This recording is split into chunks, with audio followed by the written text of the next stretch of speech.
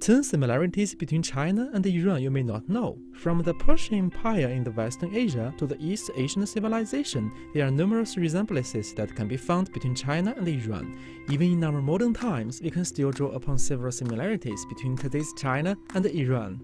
Chinese blue and white porcelain versus Iran porcelain crockery. Throughout hundreds of centuries, Chinese and Iranians both behind some of the world's most beautiful porcelain creations.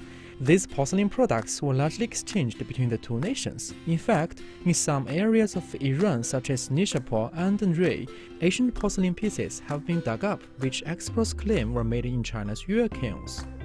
Persian carpets and Chinese silk cloth. Traditional Iranian families lead a very simple and relaxed lifestyle, tending to the farming tasks during the day and weaving carpets in the evenings. A trip to Iran is simply not complete without taking time to explore the nation's enchanting carpet stores. However, it is very likely that many tourists are oblivious to the fact that silk carpets were most produced from the materials imported from China. Iranian pancake versus Chinese steamed bun. Chinese cuisine alters greatly from region to region.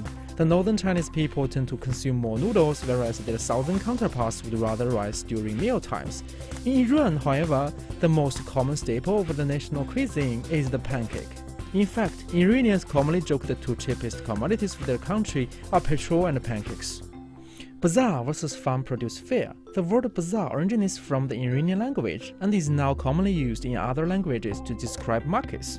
The 6 largest bazaars in the world are all based in Iran, representing a very important aspect in national culture and lifestyle.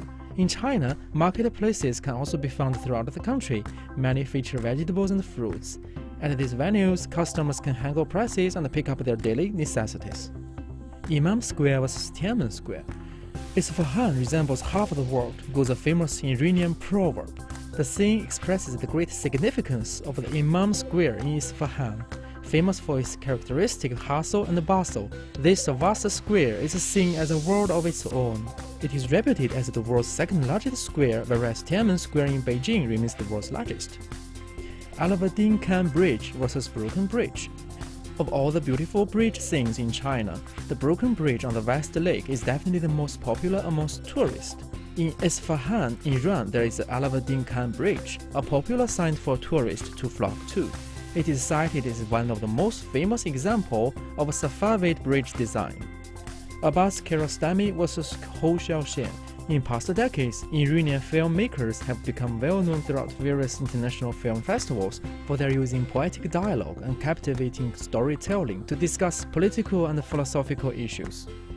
The Iranian director Abbas Kiarostami is a leading figure of this film genre, and his work has also influenced other Chinese directors, such as Hou Xiaoxian, who won the Best Director award at the 2015 Cannes Film Festival. One-child policy versus family planning program. Iran had a program of family planning since the beginning of the 1990s, which states that each family can have no more than 3 children. However, the policy did spark off controversy, especially amongst religious people.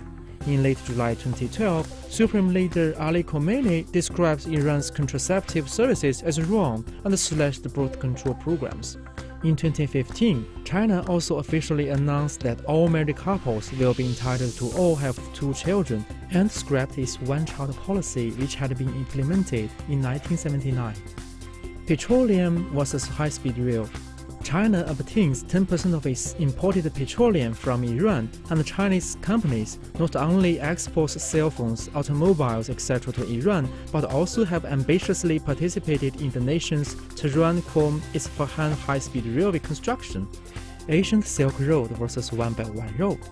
The Chinese Silk Road pioneer Zhang Qian, who visited the west neighboring countries of the Han Dynasty in 126 BCE, made the first known Chinese report on the Parthian, which located in the northeast part of Iran today.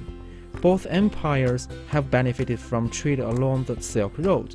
Lifting economic sanctions against Iran is indeed good news for China, as a sanction-free Iran is open to more cooperation opportunities with other economies. Trade exchanges between those old Silk Road countries are about to thrive.